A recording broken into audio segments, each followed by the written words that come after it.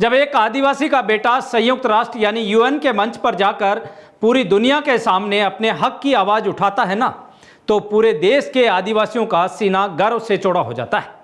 लेकिन वही बेटा जब वापिस अपने घर लौटता है तो देखता है कि अपने ही देश में उनकी पहचान मिटाने का खेल चल रहा है। बीएपी यानी भारत आदिवासी पार्टी के डूंगरपुर बांसवाड़ा सांसद राजकुमार रोत जब दिल्ली और यूएन से लौटे तो उन्होंने राजस्थान की राजनीति में वो भूचाल ला दिया जिसकी गूंज अब जयपुर से लेकर दिल्ली तक सुनाई दे रही है।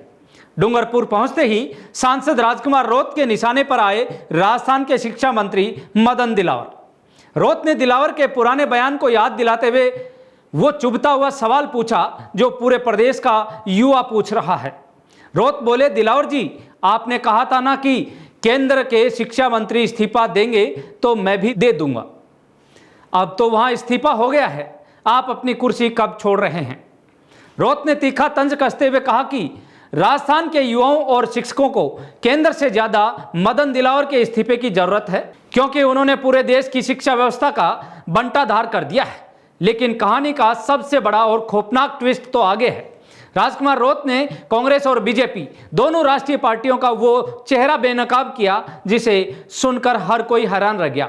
रोत ने कहा कि कांग्रेस बीजेपी के नेता मानगढ़ धाम आते हैं तो बड़ी बड़ी बातें करते हैं, आदिवासियों को देश का मूल निवासी बताते हैं, लेकिन 1982 से लेकर आज तक यही सरकारें संयुक्त राष्ट्र में जाकर लिखित में देती हैं कि भारत में कोई विशेष आदिवासी समुदाय रहता ही नहीं है।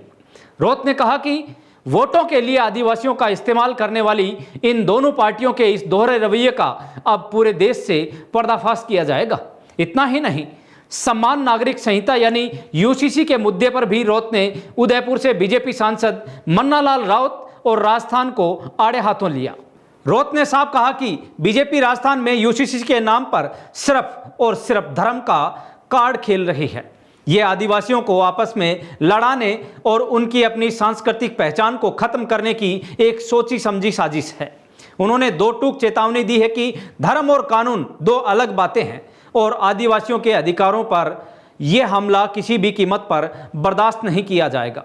आसपुर विधायक उमेश मीणा और पार्टी नेताओं की मौजूदगी में रोत ने साफ कर दिया कि अब बीएपी पूरे देश में आदिवासी इलाकों में जन जागरण अभियान चलाएगी।